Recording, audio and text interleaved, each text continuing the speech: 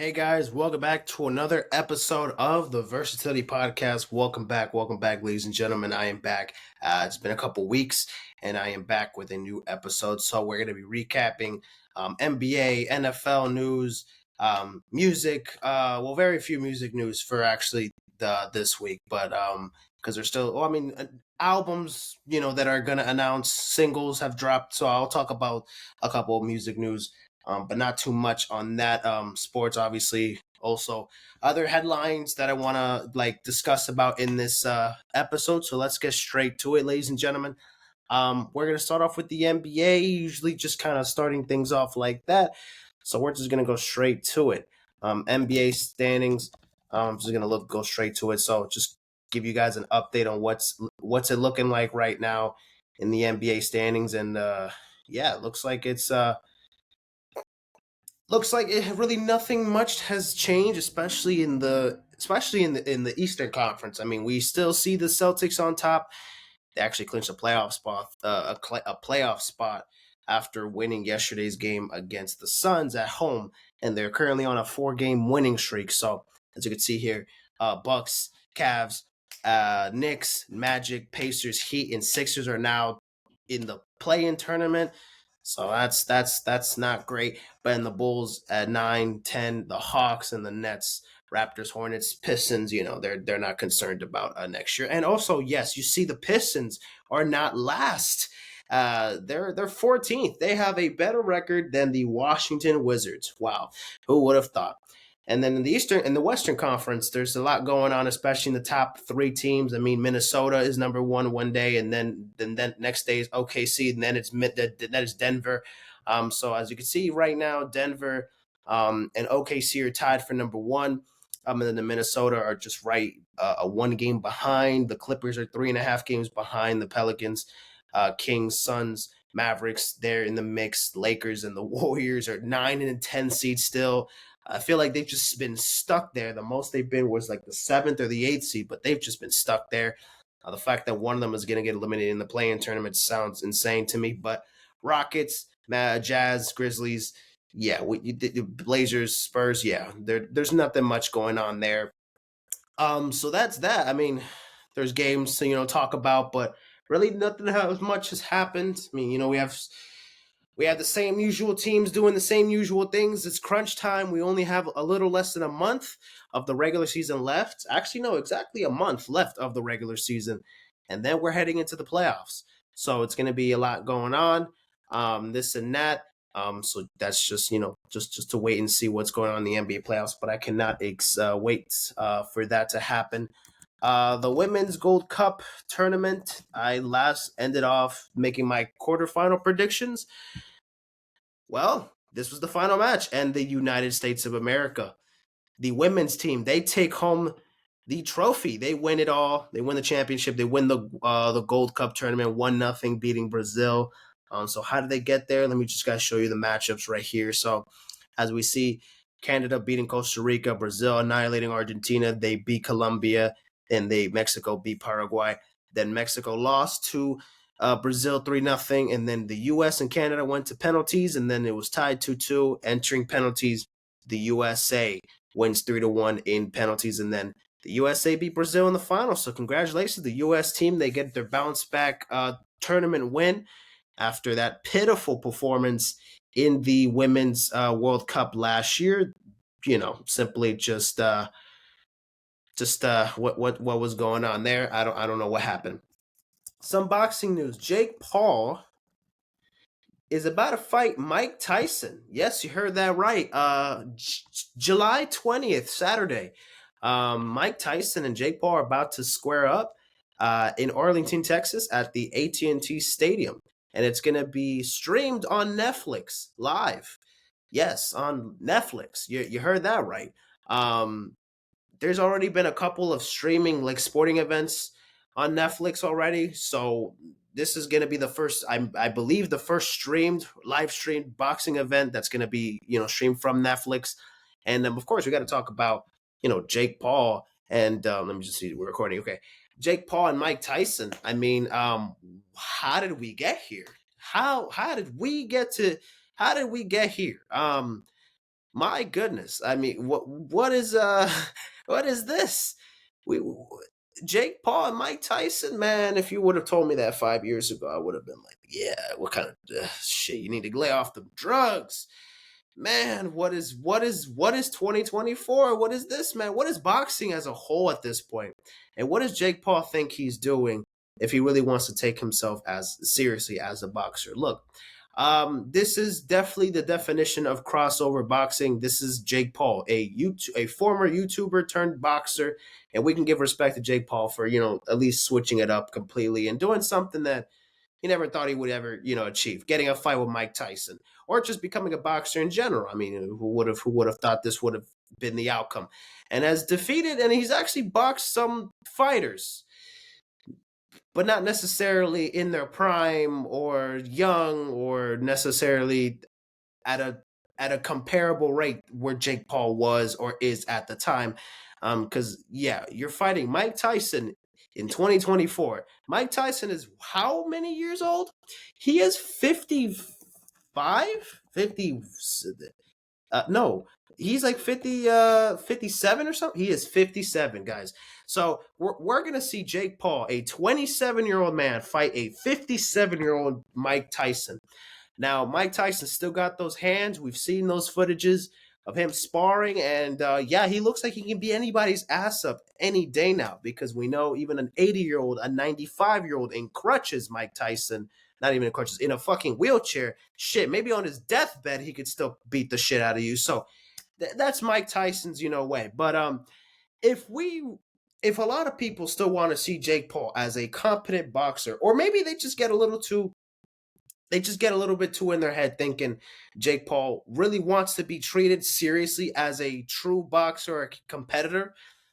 You got to stop making fights like this happen, because guess what? This fight happens, it's an exhibition fight. So there is no winner for this. This is going to end up in a tie most likely. Like either you expect Jake Paul to knock Mike Tyson out, which that is for fuck's sake, I pray I cannot fucking fathom seeing that happen. Or Mike Tyson knocking down Jake Paul, which I also really don't see it. I know it sounds crazy for me to say Mike Tyson, the fucking knockout king he is. It might probably isn't gonna do that, because let's be honest, Jake Paul, younger, got more experience, obviously right now in the ring than Mike Tyson. I mean, Mike Tyson's last fight was against Roy Jones Jr., I believe. That was back in the pandemic. Wasn't that like in 2020 or 2021? So it's been years. And Mike Tyson, obviously, the sparring looks good, but in a fight, and he hasn't, I don't know how he hasn't fought in years now. So the hiatus is kind of there. Again, he is 57 years old. We could expect power. We could expect Mike Tyson to hit hard, but we're not going to expect Mike Tyson to be 30-year-old Mike Tyson. We're not expecting him to be back in his prime. What are we? We shouldn't be that fucking greedy or thinking highly of this fight, or highly of Mike Tyson entering this fight. So I'm not gonna think too much of like the knockouts and like the possibilities of this fight. I'm so surprised that this is even a thing. Like, at this point, why should I even be surprised? I mean, fucking Logan Paul fought Floyd Mayweather. How did I not see this coming? You know what I mean? I just want Jake Paul to understand, look, you are a boxer, but that kind of has an asterisk to it, because you fight fighters who are retired, old, and you fight fighters with just like, there's nothing really on the line for Jake Paul. He's not in he's in a weight division, but he's not in a weight division. He wins titles from facing other former boxers or fighters, or UFC fighters, or basketball players, or whatever the case may be, but he doesn't necessarily want to fight somebody in around his age for a championship title, or just grow his way into it. This is like another way of just, this is another way of basically finessing the boxing industry, because people don't want to see a former YouTuber tap in the room with Mike Tyson, when there's plenty of other great heavyweights like fucking Anthony Joshua or fucking Deontay Wilder. I mean, obviously that would not be a good matchup for Mike Tyson if you're gonna fucking fight AJ right now. But I would just say if that would make a little bit more sense if you wanted to put them head to head. This again, the age is obviously something else to talk about. But if that wasn't really much of an issue, then you would want to see fights like that. Because could you fucking imagine two heavyweight fucking like Hall of Famers? I mean, AJ, we're gonna fair enough. We're gonna say AJ's a future Hall of Famer, but my goodness, could you imagine them in the ring together? This is just like a gateway, This is just like a little, not a little. It's gonna be a major event. Obviously, a lot of people are gonna be tuning in, including me. I mean, I've kind of stopped really with the hate watch with Jake Paul. Now I'm just, it's just another fight. I didn't see Jake Paul's last fight because he was fighting somebody I literally didn't even know. I didn't even know he was fighting the last time, but the promotion was barely there. I didn't even see it. But anyways, he knocked out somebody else. I forgot who exactly was, but that happened. And I mean, yeah, I just there's really no outcome we're gonna get. Really, we're not really gonna get a clear answer from this fight. That's the thing that it's like, is it even worth watching? Because it's not like we're gonna see Mike Tyson hold up a trophy for this. It's not we see Jake Paul holding a belt for this. Like, I feel like it's just a sparring match, but making it into a big event. An exhibition fight. That's like a preseason boxing match. Like that shit is just purely entertainment for the fans. But there's really nothing on the line. Which I guess could be a good thing or a bad thing for the boxing truists, for those who absolutely think boxing is destroyed because Jake Paul is somebody fucking fighting Mike Tyson. I mean, you can see there's nothing on the line here. There's nothing on the line for Jake Paul or for Mike Tyson. This is just strictly entertainment. While compared to other big fights that we're going to be getting this year, or that we want to happen, have a lot on the line for each fighter. And I feel like those fights, they should be the one that should be treated at a higher regard than kind of these fights. But like, it's also, I think they should just value more the fights that that have a lot on the line over like exhibition fights like this. You know what I mean? But then again, a lot of the big fights that a lot of boxing fans, I can't really say much for me because there's not so many boxers that I do watch that I could say like, oh, I want him to fight against him. You know what I mean? But usually the big fights that real boxing fans really want, they rarely happen. They don't really, the contract, one fighter slips out, one fighter asks for too much. The contract negotiations can go wrong. Someone doesn't want to do the rehydration clause. Somebody wants to.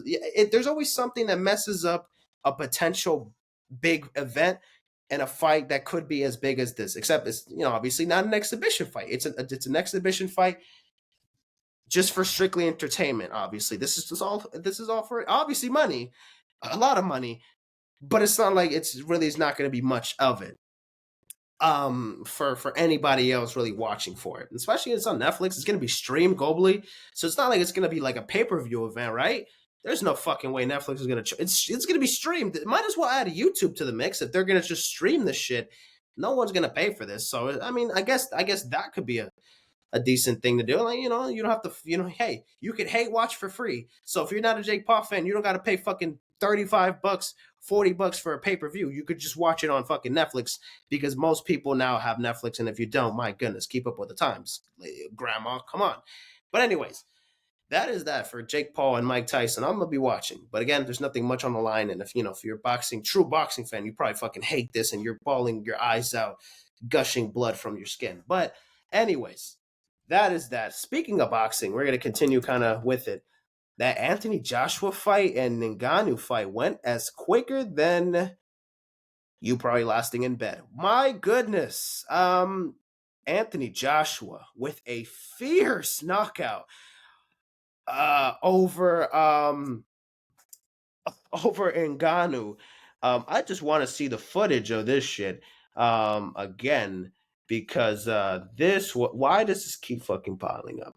I just got to see it, man. I really just got to see this fight real quick. The fucking knockout was, and it looked like he practiced through it. Um, and we're gonna just look at that. Look, just take a look at this. Just take a look at this. Just you know, found the right punch, that right hook, got him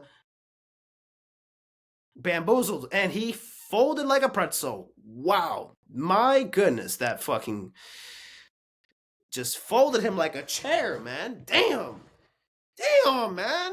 And look, I was surprised because this is Ngannou. Like, this is a guy who like hits harder than a bitch. Like, this motherfucker is fierce, you know? Like, he also is like a fucking, power striker. This man's vicious, but Joshua got him clean on that right hook. So obviously, Joshua won the fight, and he what was the event like? What did he win for it exactly? So what was the stakes behind it? The stakes was a UFC. It was a couple. So he previously held. Oh my god, what is this, man? All right, you know what? We're just gonna keep on going back. Anyways, yeah, crazy knockout by Anthony Joshua. Holy shit! Holy shit! Holy shit! Formula One has officially started. So let's recap on the first two races. So in Bahrain, started March 2nd. Verstappen won the first race, got him a 26 points there. And then, Max Verstappen won again in the Saudi Arabian Grand Prix.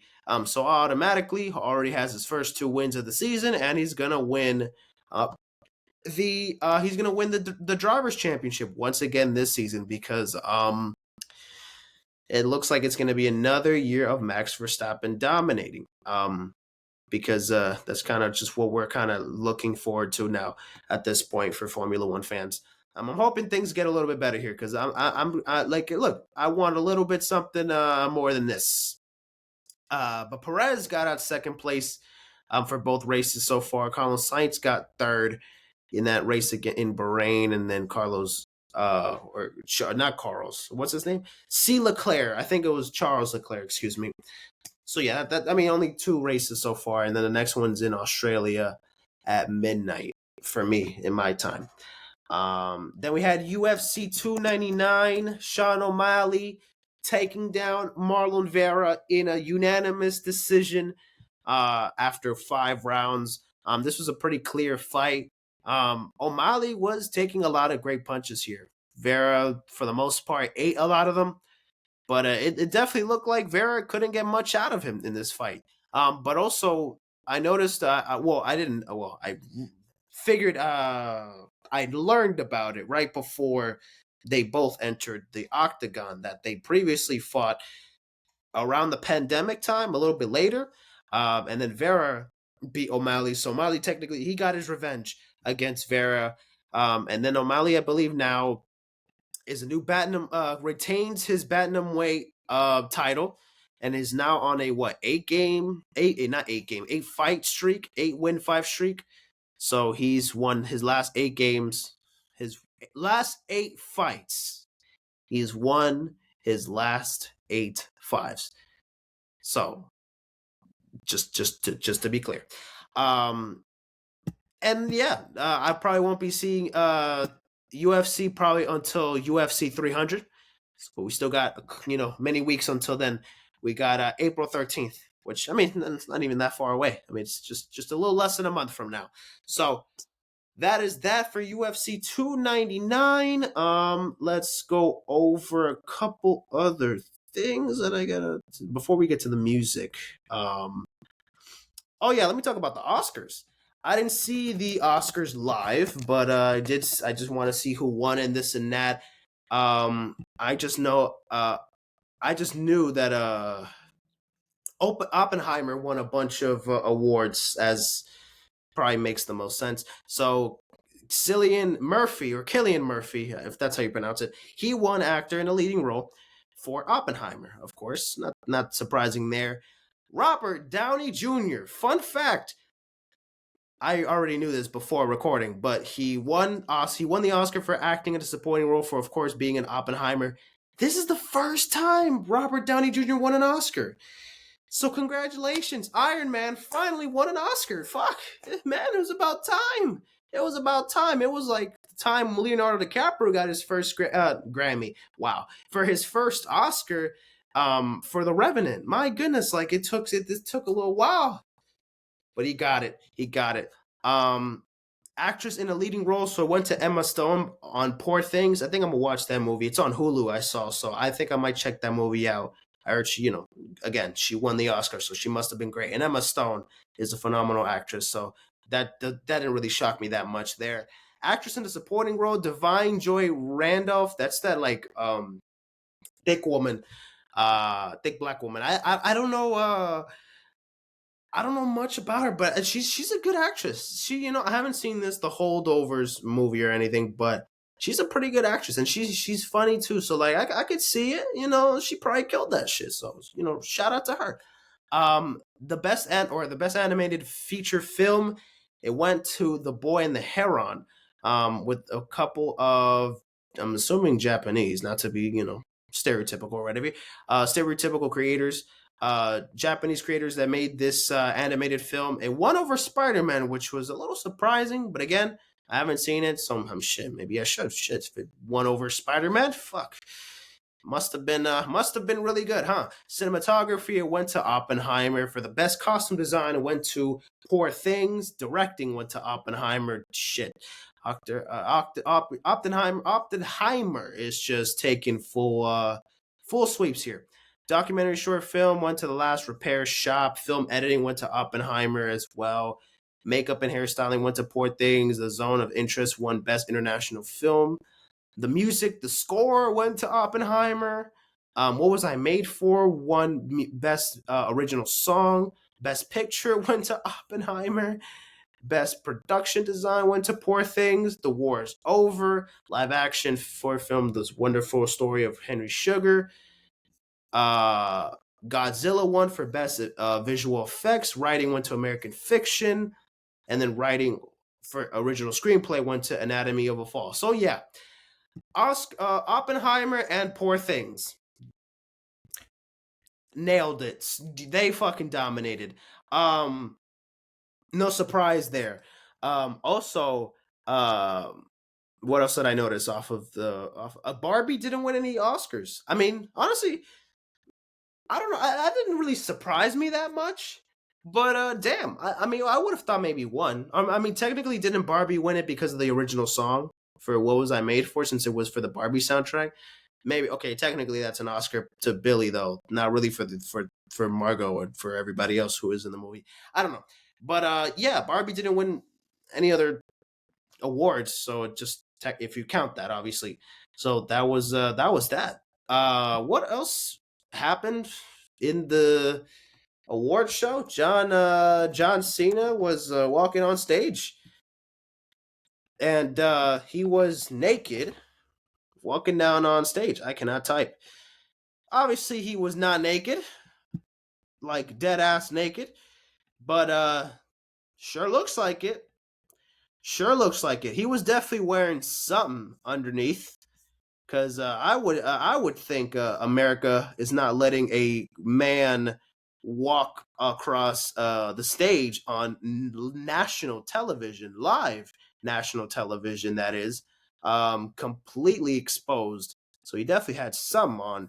And just make sure, Oscar producers made sure that his bulge and his crack wouldn't show. Fair enough. I don't know what exactly this was for. I'm guessing this is. I think I heard this was like promotion for his movie, because he has a movie now on Prime called Ricky Stanicky or some shit. So whatever, yeah, who knows? I also heard he created like an OnlyFans only for like the promotion of the movie. I don't know. I might watch it though. I gotta see that. I saw the trailer of it. It actually looks kind of interesting. So you know what? Fuck it. Maybe I'll watch it, give my thoughts on it, and then this will make a little bit more sense. Because obviously, just watching like randomly John Cena walking,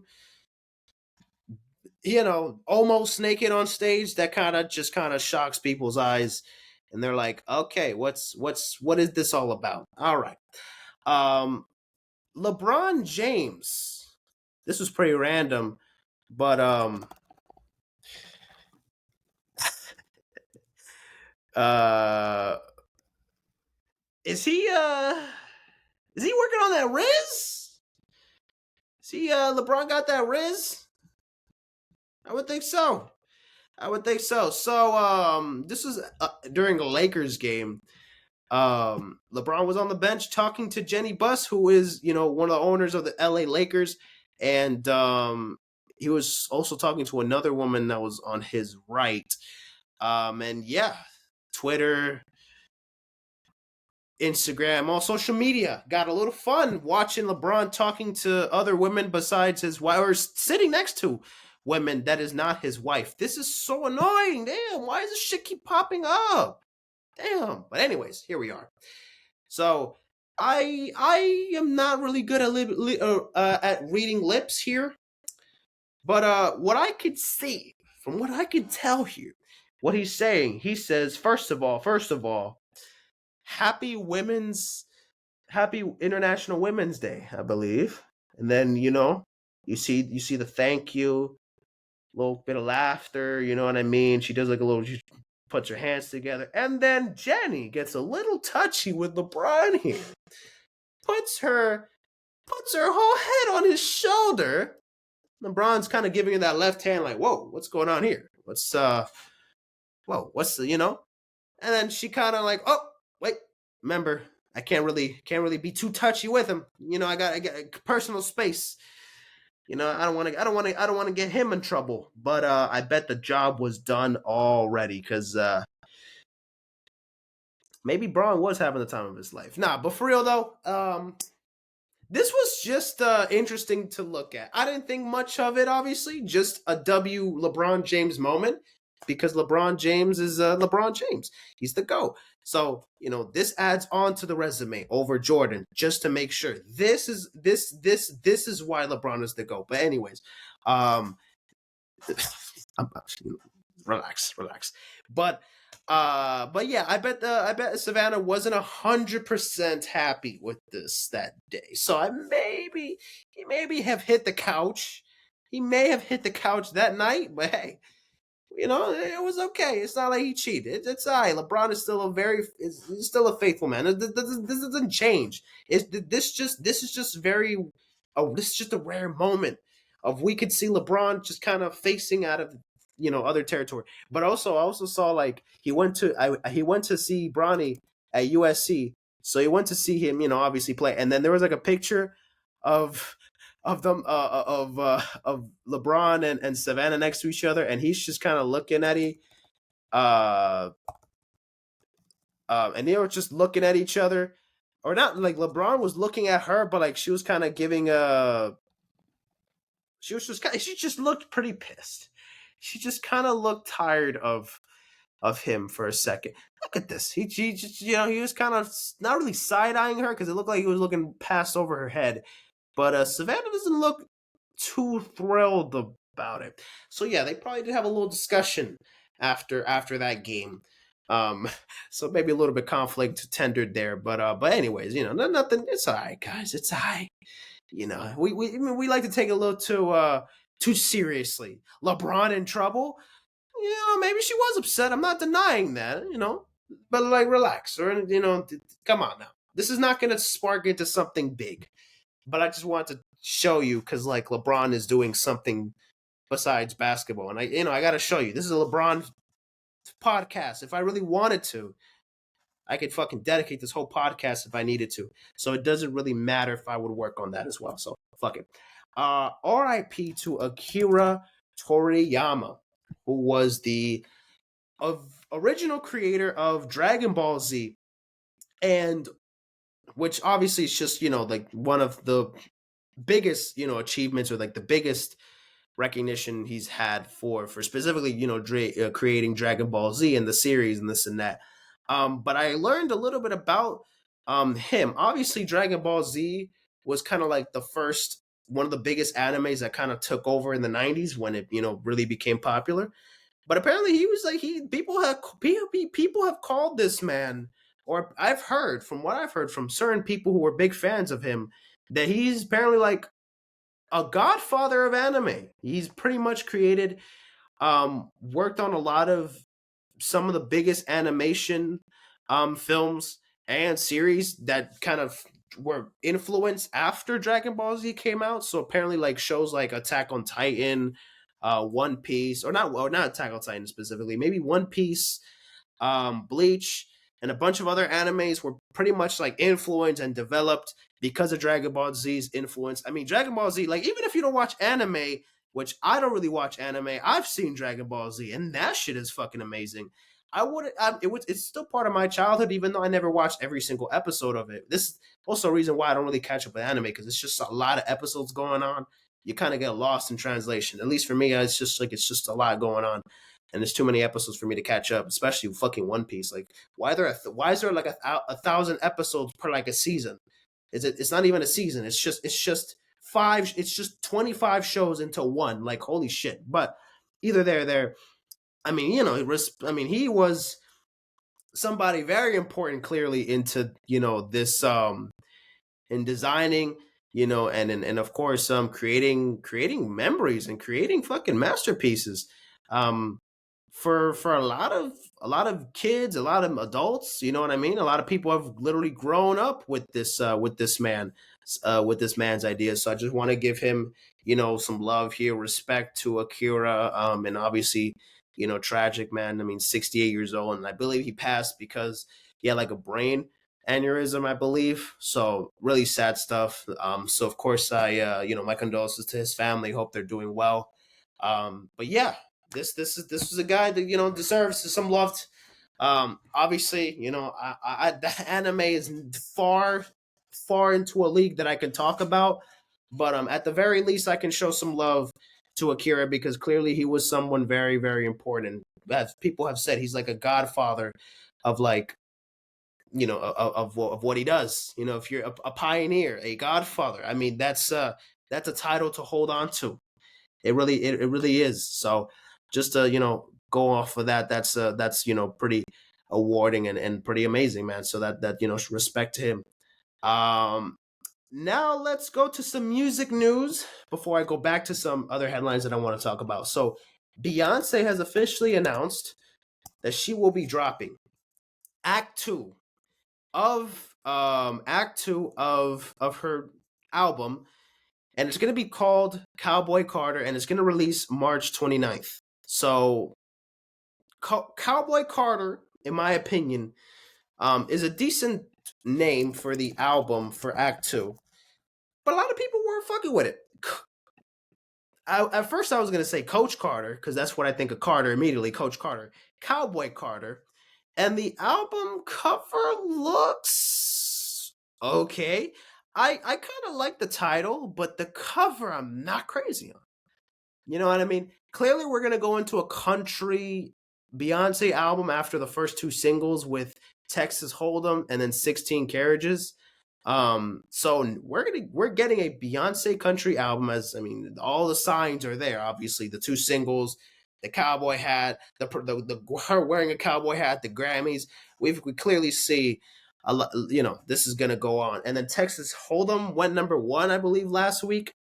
So yeah, Coach Carter, man, this is gonna take me a little while to not think of Coach Carter, but Cowboy Carter is coming in 2 weeks.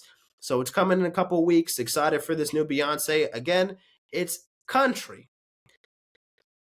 So I'm already going to be a little like, because it's country, not my cup of tea personally. And it's going to take me a little bit to kind of dive into it a little bit. I know it's Beyonce. I know she could probably, thrive to this. She's from the South. She's from H-Town. So I feel like this kind of could fit and this could work. So you know what? We'll see how it goes. I'm excited for it.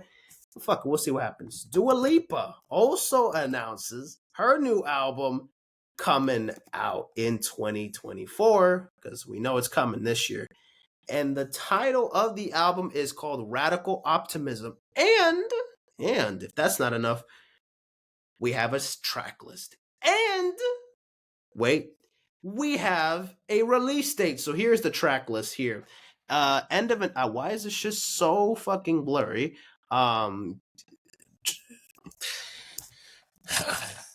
Could they give me a more blurry fucking photo? Thank you. End of an Era, Houdini, which was the first single, Training Season, which was the second single, These Walls, if These Walls Can Talk, What You Doing, French Exit, Illusion, Falling Forever, Anything for Love, Maria, I'm drunk. Maria, I'm happy for you.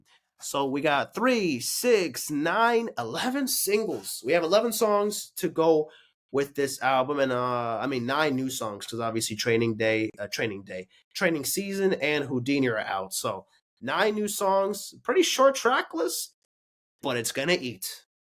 But it's gonna eat, and the album is gonna drop May 3rd. So May 3rd is the release date for this Dua Lipa album.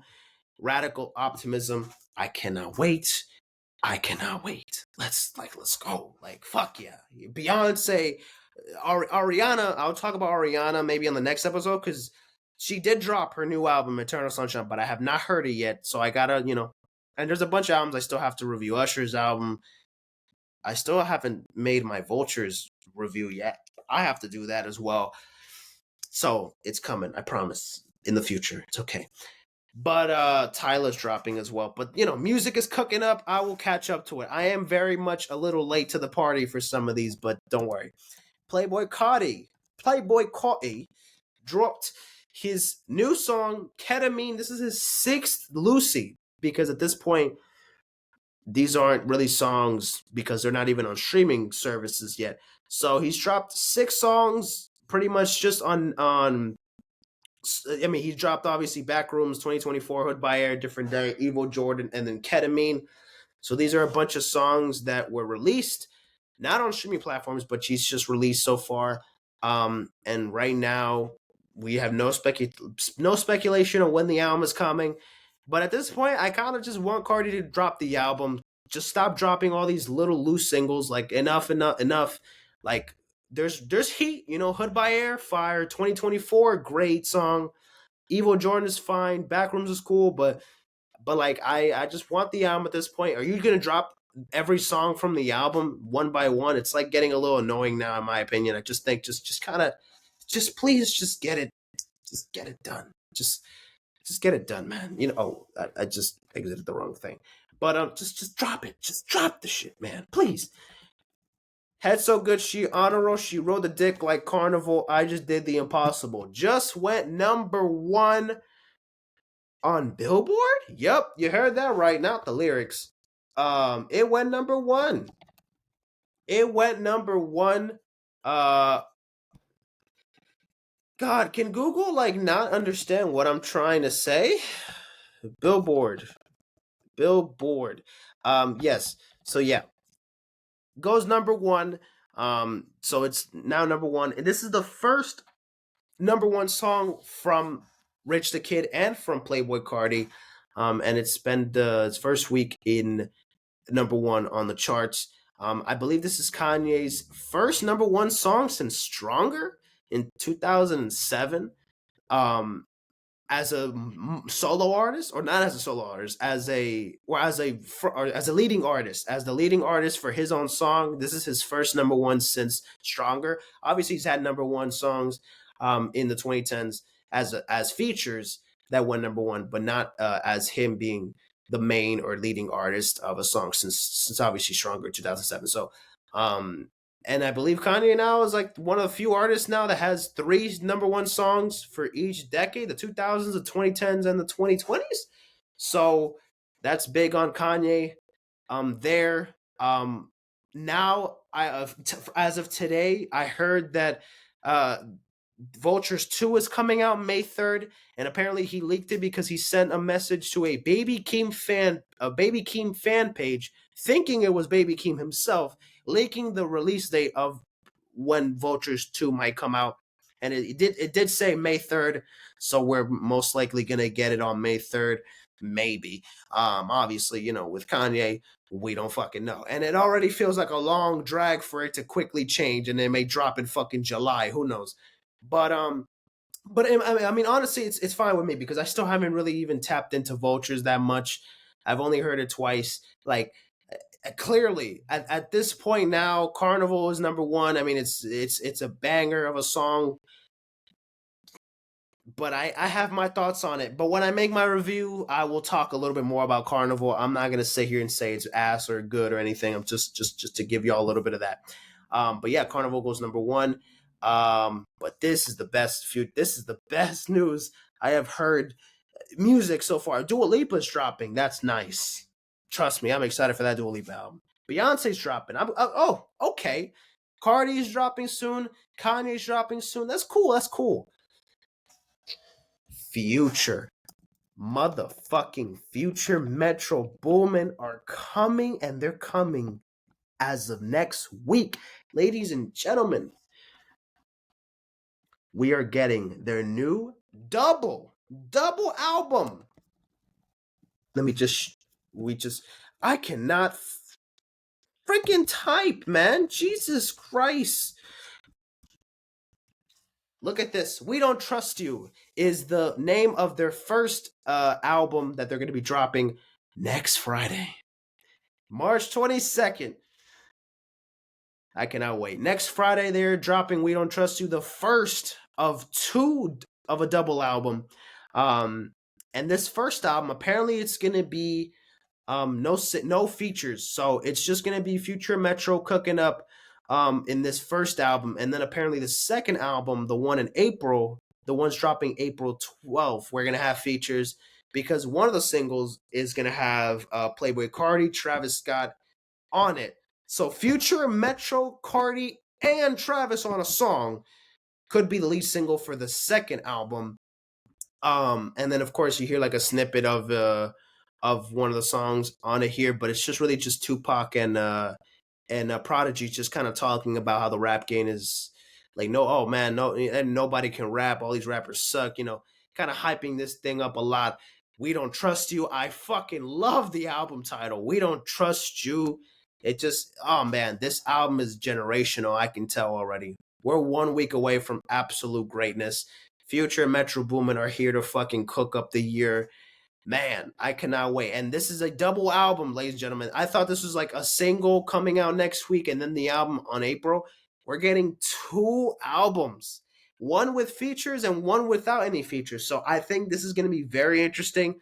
I think the last time Future did this with 2 albums, I believe it was Future and then it was Hendrix in 2017.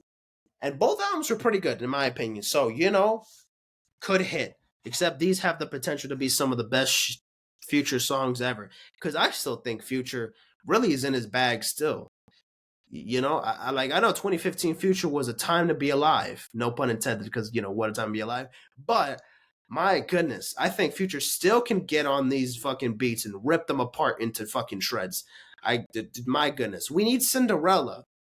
That could be on the second song, on the second album, or not. What's it called? Family Forever. It's not called Cinderella. It's called Family Forever with Travis. That needs to be on the second album. If that's the one that has features on it. There's another one that was like preview that has like the sample is called Everlasting Bass. That one needs to drop on that. My goodness, that shit needs to drop. There's another one that I've been listening to on SoundCloud. It's called Too Obsessed. That one's not that bad. That one, I need that one. And that's about it. That's all I really heard as of yet. And then also I heard a little snippet of the Carti Travis Scott song that might be on it. The beat I'm not crazy on. But again, I've literally heard a 10-second clip of it. So I'm really not getting much of it. But man, this should be really good. This should be exciting. I'm super fucking excited for this Metro Future album. I mean, god damn, this is gonna move mountains. This is gonna feed families. I'm all here for it. I am all here for it. Come on now. Come on, people. I'm here for it now. Anyways, let's go straight to it. What else do we got to talk about? All right. So yeah, let's just get to this shit. Jalen Green and the Draya thing. So just kind of still learning a little bit about this situation. So Draya Michelle, who is this model, damn near in her 40s, she is pregnant with Jalen Green's baby. So Jalen Green, who is 22 years old or 23 years old, I believe, in the NBA, playing for the Houston Rockets at the moment, young, star in the NBA. He gets a model who, I mean, she looks, for her to be what, damn near 40 years old, 39. She's 39 years old, pregnant with a 22-year-old, which obviously doesn't sound maybe the craziest thing in the world, but she actually already has a son that is the same age as Jalen Green. So when you kind of add that to the mix, this sparks up headlines, and this will become a big thing, right? So obviously Draya already having a child that is literally the same age as her boyfriend, um, is kind of crazy. I mean, it already sounds kind of insane to me, man. 22 years old, you have a 22-year-old son, and then you're gonna get pregnant by another 22-year-old man. For her, it must feel really tough to kind of, I don't know. I would think it wouldn't feel really weird to like, you would have to see your son in some, you would have to see your son like that in some way. You know what I mean? They're both the same age. It's like it kind of feels weird. I don't know if she just doesn't really think of that about it that much. And then also here it says here that she's struggling um after pregnancy. So so things are just not looking the best right now. I don't know if this is a situation where, man, Jalen Green was just here to hook up, and then whoops, here's a surprise. I don't know. I don't know. Does Jalen Green really love this woman? Was this supposed to be just a hookup, and then this turned into this? They're expecting a daughter now. I don't know. I don't know, man. But this is pretty interesting. But I mean, to some people, this is kind of weird, especially me. I don't know. Imagine, I mean, if whatever could work for both of them, in the end of the day, somebody got to take care of that baby. So as I would hope that Jalen is involved in the child's life. I mean, whether it was a surprise or not, you kind of, I don't know, if you didn't really see it coming. I mean, maybe you didn't see it coming. Shit, no pun intended. But I don't know. It just kind of adds up a little weird that her son is all the same age as you. You literally guys can just be friends or whatever, and then now you're gonna be the father. You're gonna be a dad. Of another child. It's gonna be a little. It's kind of crazy. This is a little. It's a lot. It's a lot going on here. It's a lot going on here. But yeah, that's just kind of things I want to talk about. I want to talk about this fucking woman right here. Just for a couple minutes, because I don't really want to talk about this whole thing. But yeah. I don't even know what to title this, but yes, this. Let me just show you the headline. So, Juice WRLD's ex, Ali Lotti, allegedly is selling Juice WRLD's dreads and bodily fluids on her OnlyFans. So, to explain a little bit more of this situation, so as you can see here, Juice WRLD, his ex-girlfriend Ali Lotti, has done a lot to pay tribute to his memory since his tragic loss in 2019. However, a lot of fans have also called her out for the various of ways in which they think she's disrespected and disregarded him over the years. If these accusations are true, then it's sad to see how someone of the Chicago creative carried about so much of another person looking out for some cash off of his name. Moreover, you can already read a story about this a few days ago after selling clothes on her OnlyFans. So pretty much, this is a picture of it really here, of Ali Lotti selling shit that's Juice WRLD's shit, on her OnlyFans. Personal worn items, obviously clothing, personal worn items literally on his body, his fucking dreads, and other shit. So as you can see here, mystery dirty laundry pack 1 of 10, 2,500. Preserved juice dreads, $100.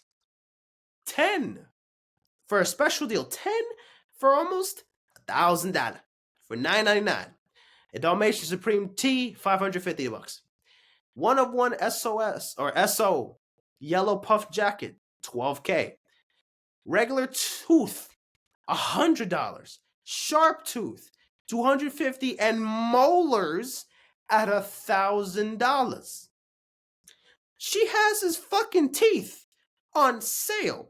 She has his fucking dreads on sale. This one, an ounce of Juice WRLD's juice for $10K. Thank you guys. I really work hard for what I give right now. Life is great.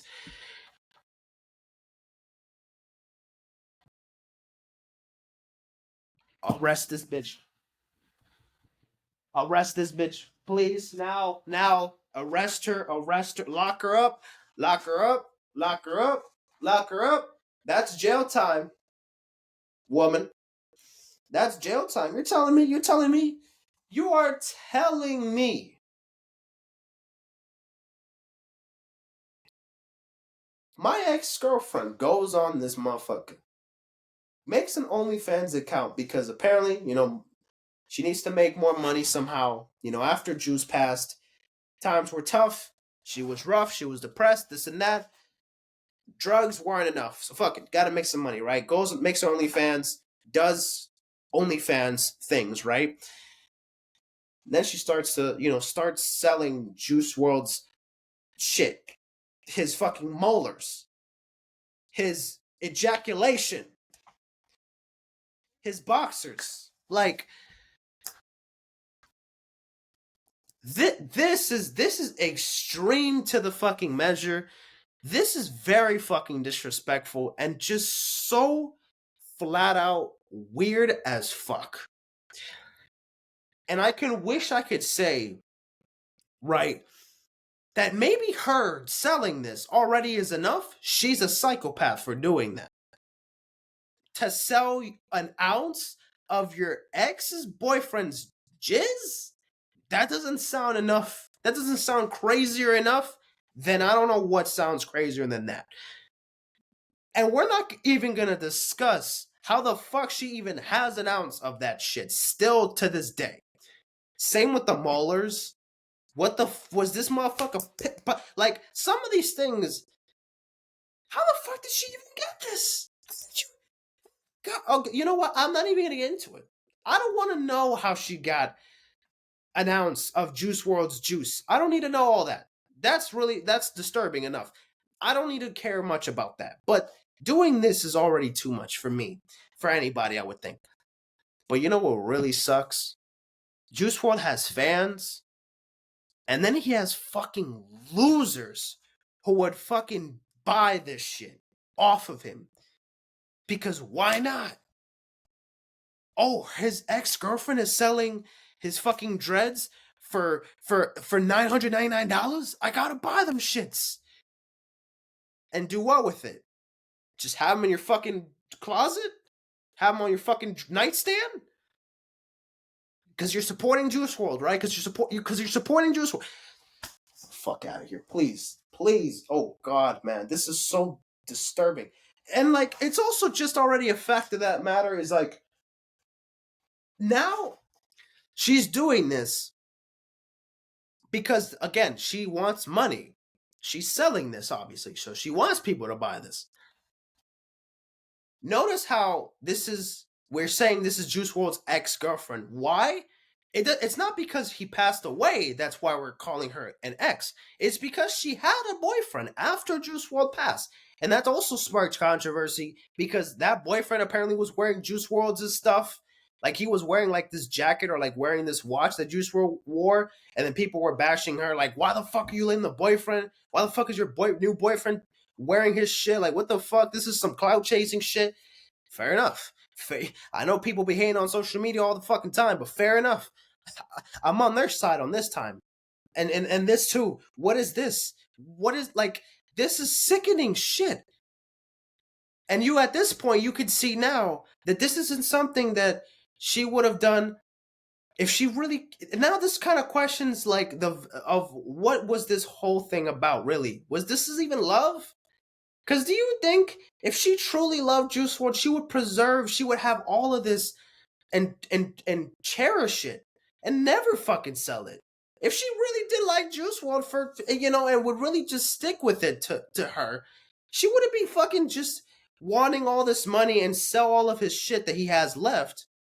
And she sells all of this and she gets the money. What is she gonna do with that money? You know what sucks? I think she's gonna. This is just what I think. She's probably gonna just buy more fucking drugs. Buy more fucking drugs. Buy the shit that killed the man that you once loved. Buy the things that you want, and you're selling his shit just to get that just to get that in return. Just doesn't fucking sit right with. I don't. What doesn't sit right with me at all. I mean, clearly, I just, man, I don't know, man. This is so gross. This is not it at all. This is not it. I no, thank you. This is not my thing. Not my not what I expected to hear from the news. And it's just this is disgusting. This is just fucking disgusting. I don't need this shit. Please lock her up for some time. She has to be doing some time in jail cuz I mean, I don't know what the fuck this is. Let's let's go to college basketball, please. Oh god. Anyways, we'll just do that. March Madness is starting next week, ladies and gentlemen. Next motherfucking week. So we're gonna do the rankings at the moment for the top 25 in college basketball for the men's. So we got Houston, UConn, Purdue, UNC, Tennessee, Arizona, Iowa State, Creighton, Kentucky, Marquette, Duke, Auburn, Illinois, Baylor, South Carolina, Kansas, Gonzaga, Utah State, Alabama, BYU, St. Mary's, Washington State, Nevada, Dayton, and Texas Tech. So these are the top 25. Right now, this week, are conference tournaments. So obviously, every single tournament in all of Division I basketball, they're having conference tournaments. Of course, by the end of Sunday's slated games, after the Big Ten game, the Big Ten championship game, then it will be around like 5 or 6 p.m. Will be Selection Sunday. So we will see by Sunday night who every team that's going to be in the March Madness bracket for the men's and for the women's tournament. So, next week March Madness is officially starting. So I cannot wait to make my bracket for the men's and for the women's. I think that will be for the next episode, me making my predictions for the brackets and stuff. But for that's going to be part of it. Now in the women's, these are the final rankings for the regular season. South Carolina 32-0. They obviously are number one. Iowa 29-4. USC 26-5. Stanford, Texas, UCLA, Utah, Ohio State, LSU, Notre Dame, UConn, NC State, Oregon State, Virginia Tech, Gonzaga, Indiana, Kansas State, Oklahoma, Colorado, Baylor, Utah, UNLV, Syracuse, Creighton, Louisville, and Fairfield. Wow, 30-1. Wow. Oh shit. All right. So that's that. So I'll kind of keep up with all these who wins and who gets into the bracket on the next episode, and I'll make my bracket prediction, this and that. But that's what it's looking like right now. And yeah, so let's just go there to NFL free. Actually, no. Before we're gonna talk about a couple of players who have officially retired, and then we'll get to talk about all the free agency signings because it's been a while. Jason Kelce. He has officially retired at the age of 36. Oh, wait, what the fuck? He's wife announced the death of dog Winnie. Oh, man, he lost his dog? Oh, shit, man. Damn, I didn't even know about that shit. Oh, fuck, man. That sucks, dude. But anyways, Jason Kelce has officially retired at the age of 36 after 13 years in the NFL. So, yeah, that was these are his career stats over here. Has started in around 193 games in his career, and he started in literally like 100 and something consecutive games, plus 100 games in a row. So I mean, that's obviously very impressive. One of the best centers in NFL history, future Hall of Famer, a Super Bowl champion, a 7-time Pro Bowler. So man, Jason Kelce, enjoy your retirement. It's been a fucking pleasure, man, having you on this team because you were a very big leader on this team, and as well as Fletcher Cox, another anchor man in the defense who also is expected to not officiate to retire. I don't know why I said all that. At the age of 33, again Super Bowl champion again with the Eagles. So it sucks, man. Fletcher Cox and Jason Kelce both retired there and then today another defensive great, Aaron Donald, has officially retired at the age of 32. And the 3-time Defensive Player of the Year, the Super Bowl champion, it was announced today that Aaron Donald has officially hung it up, and he will, be on his way to Canton for the NFL Hall of Fame. Because my goodness, Hall of Famer he is. My goodness, one of the best defensive players I've ever seen, maybe ever, and I will ever see. People had to quadruple team this man at times, triple team this man as times, because there's no way.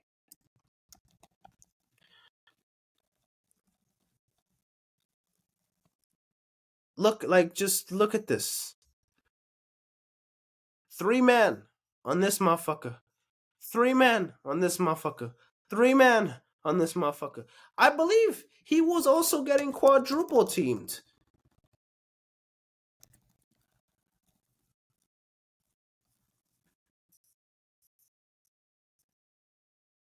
Okay, all right. That's an edit.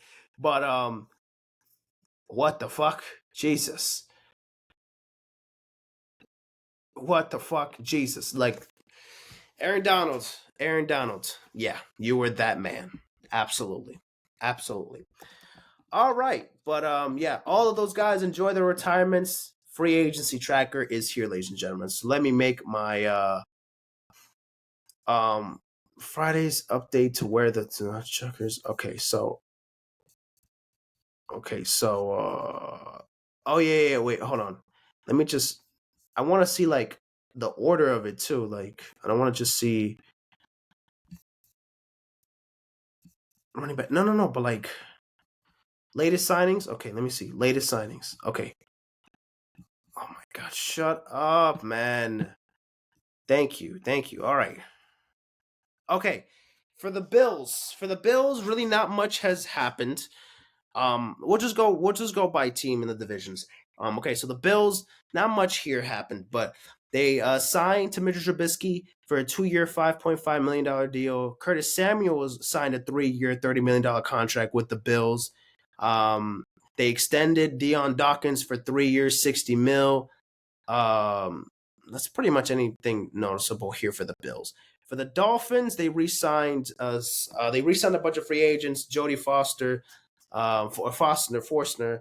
Shaquille Barrett has signed to a 1-year, $9 million contract with the Dolphins. Kendra Fuller signed a 2-year deal up to $16 million. From the Ravens or from the from the Commanders. Oh, okay, from the Commanders. So that's that there.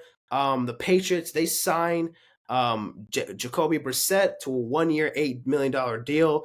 Antonio Gibson, he gets the 3-year, $11 million contract. They re-signed Kendrick Bourne. They re-signed Hunter Henry, Austin Hooper. They signed to a 1-year, $4.25 million deal. Kyle Duggar got a transition tag, so they'll pay him $13 million. Tyrod Taylor has signed a 2-year deal up to $18 million with the New York Jets. Here, that's pretty much happened here in the AFC North.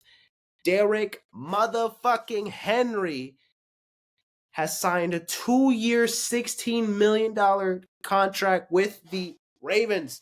Derrick motherfucking Henry to the motherfucking Baltimore Ravens, ladies and gentlemen, from the Tennessee Titans to the Baltimore Ravens. My goodness, man.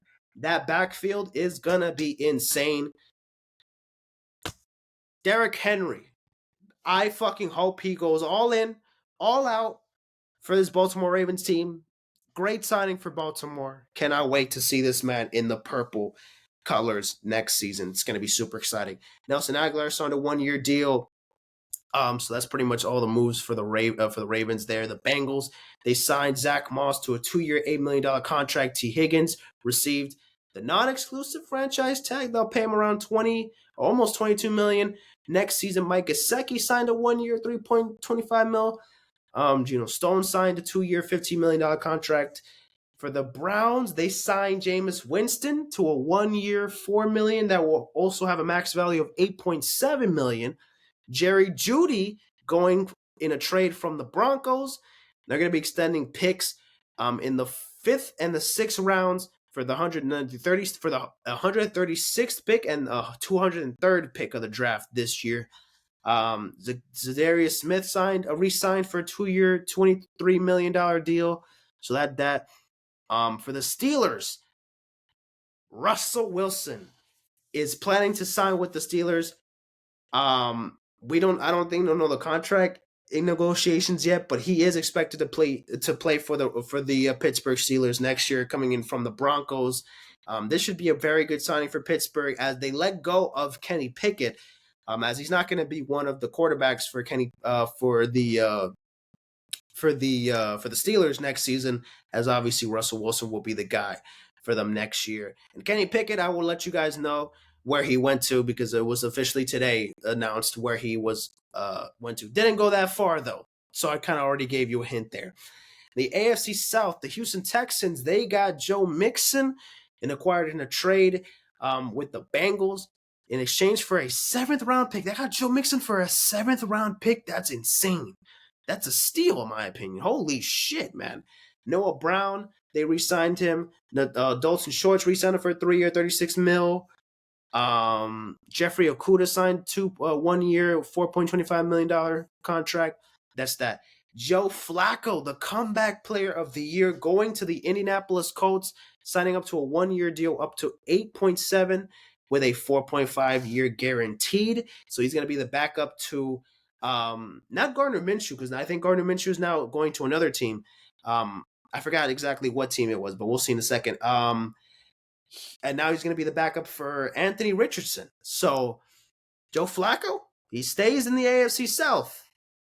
Or not? No, never mind. He went from the AFC North to the AFC South. Excuse me, my bad. But yeah, Michael Pittman also signed a 3-year, $70 million contract. Fucking crazy. Mac Jones is going to the Jacksonville Jaguars for a trade-in with the Patriots for a 6th round pick for the 193rd pick. That is how much Mac Jones is worth now in 2024. A 6th round pick. Yep. Gabe Davis signed a 3-year, $39 million contract with the Jaguars, not with the Bills anymore. So now going to the Jacksonville Jaguars there. Devin Duvernay signed a free agent deal term there. Mason Rudolph is going to be the backup quarterback for the Tennessee Titans. He signed a 1-year and a base salary of $2.87 and could be a max up to $3.62. Tony Pollard signed a 3-year, $24 million contract with the Titans after getting let go by the Cowboys. Tony Pollard did not have a great year last year, so hopefully he can bounce back, be the number 1 running back for the Titans this year. And then they signed Calvin Ridley as well for a 4-year, $92 million contract with $50 million guaranteed. So that's that. Nick Westbrook-Ikhine re-signed to a 1-year deal.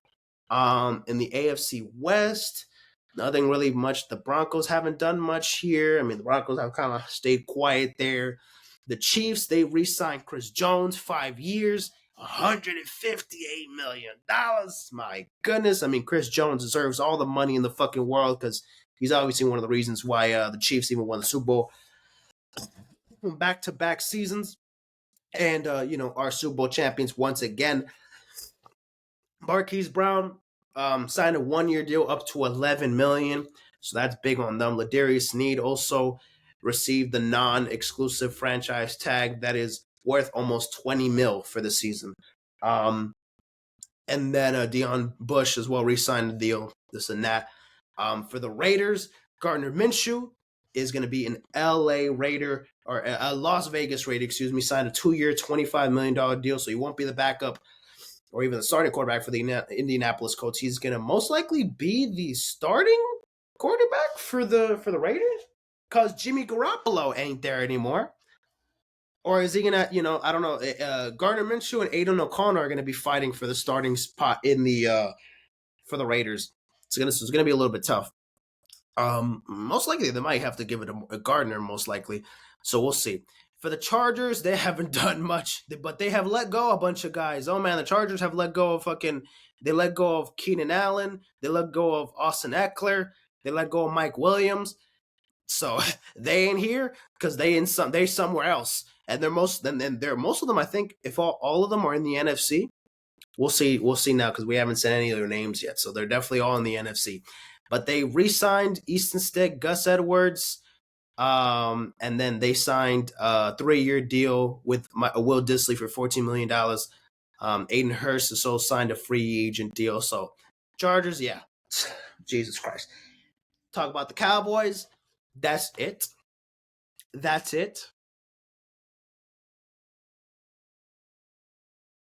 The Cowboys, I mean, my goodness, like they don't prioritize. They really don't want to win a Super Bowl or anything. They don't prioritize shit at this point.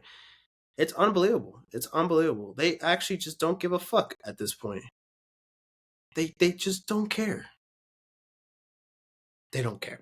Yep, nothing much has happened here for the Cowboys, as you can see. Nothing much has happened here. For the Giants, they let go a bunch of guys too. But guess what? They've got some players on their own too. Hold on, give me a second. 111 minutes. All right. For the Giants, they got Drew Lock. They signed a 1-year, $5 million contract with, pretty much most of it guaranteed. Devin Singletary signed a free agent contract. Brian Burns acquired in a trade from the Panthers for a 5th-round pick, or 166th pick, and for number 39 and the 141 5th-round picks.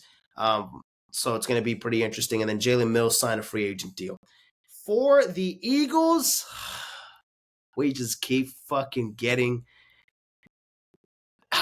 We need to fucking bounce back, man, because we got some good motherfuckers today. So it was official today. Kenny Pickett, the backup quarterback for the Philadelphia Eagles, acquiring a trade from the Steelers for the 4th-round pick, 120th, and for a 3rd rounder in 2024, 98, and then for 2 2025 7th-round picks.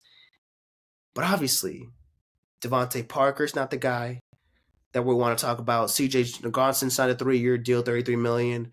4-year, $24 million extension for Jake Elliott. Rick, okay, that's cool.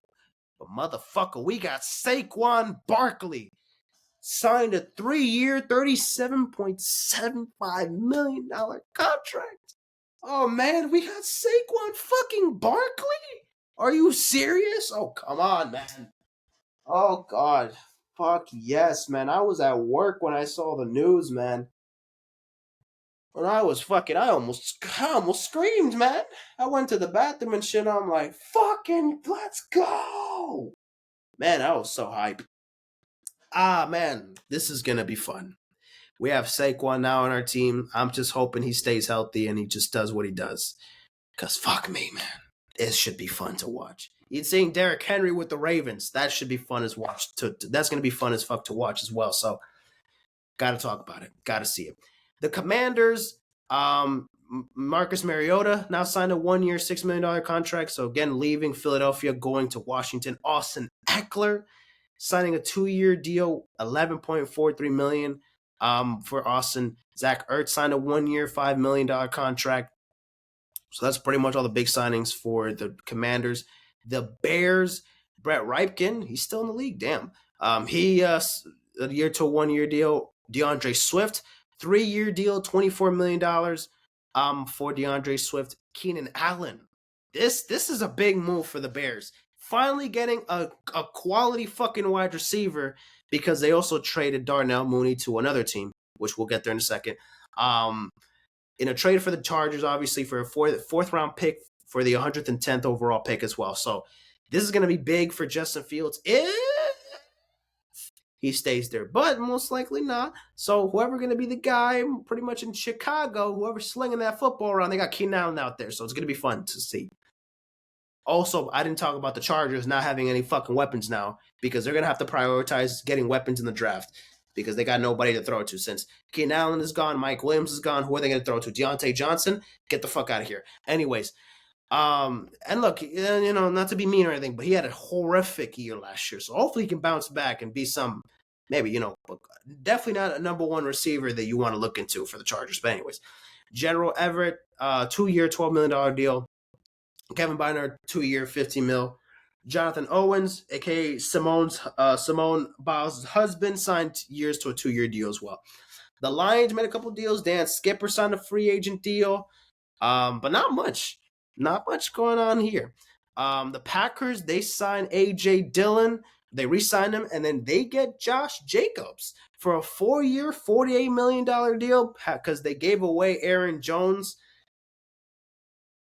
to the Minnesota. So they got Xavier McKinney for 4 years, $68 million, but Aaron Jones to the Vikings? Oh, no. Man.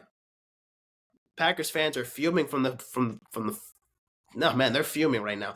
But Aaron Jones signing a 1-year, $7 million deal. Sam Darnold getting a 1-year, 8.7 guaranteed. So does the Vikings make Sam Darnold the starting quarterback now that Kirk Cousins is not in Minnesota since he went to another team that we'll get into a second again? Yeah, I don't know. Oh, damn, Van Geikel went to the Vikings. I didn't even know that shit. So yeah, that's the Vikings there. The Falcons, here we go. They get Kirk Cousins. 4 years, $180 million. Man, Kirk Cousins is going to be the guy in Atlanta. Hey, man, this Falcons team could be sneaky good. They could make They could make the playoffs. I would hope, man. They could push. I mean, Kirk Cousins still got a couple years in him. And the offense is very young. They have a really good offense on board, man. The defense just needs to. They just gotta fucking they just gotta get some pieces, man. They're a couple pieces away from a Super Bowl contending team, so they're definitely not that right now. But I think they could very much make the playoffs, especially in the NFC South, where the Buccaneers are pretty much your only competition, really much in that division. I think they could really do a good push. So we'll see what the Falcons can do. Ray-Ray McCloud also signed a 2-year deal, $6 million. Darnell Mooney, 3-year, $39 million. Damn. Rondell Moore from a trade from the Cardinals for Desmond Ridder. Desmond Ridder going obviously from the Falcons, going to the Arizona Cardinals. The Panthers get Deontay Johnson from the Steelers for a 7th round pick for $240, and then for an exchange for a cornerback as well in Dante Jackson, and then a 6th round pick for the 178th pick as well. Jordan Fuller signed a 1-year deal up to $5 million. The Saints get Cedric Wilson, signed a 2-year deal. Tyrann Mathieu get a 2-year contract, $13.7 million. Baker Mayfield re-signed a 3-year, $100 million deal. Mike Williams re-signed to a 2-year, $52 million. Levante David re-signed a 1-year, $10 million. Bryce Hall, got the agreed to terms to a team deal.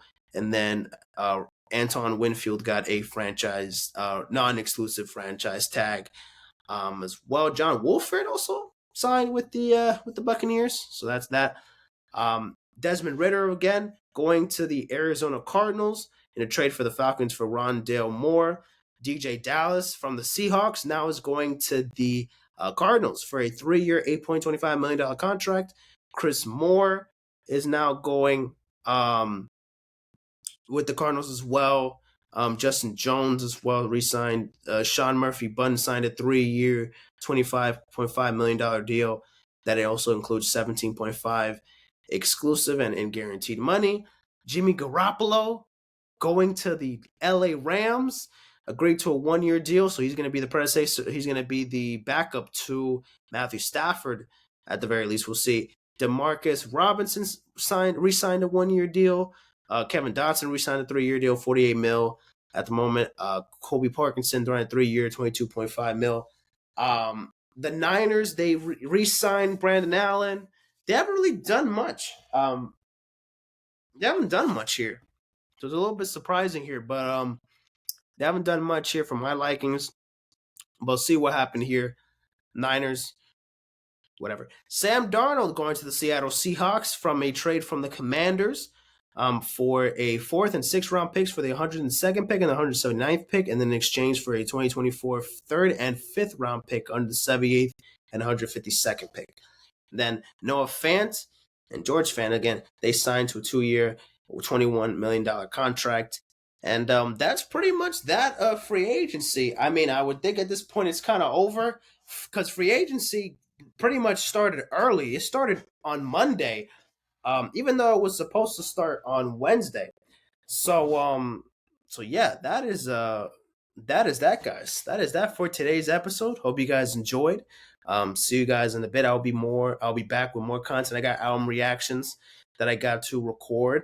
I'll probably record some in a little bit from now. I got things to get to, start recording, get shit going. So there will be videos coming soon, I promise, guys. But see you guys in a bit. Take care and peace out, my friends.